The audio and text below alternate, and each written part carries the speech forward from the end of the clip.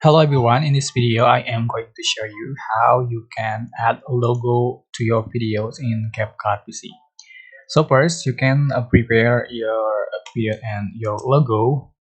Just import, and for example I'm going to select this logo and just click open.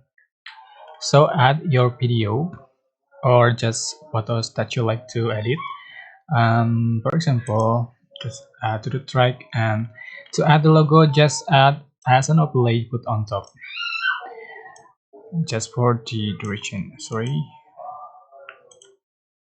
and just for the duration is something, and you can resize and change for the position of the logo, and you can combine, sorry, you can blend. So just select basic and select mode of plane, uh brighten or just um darken.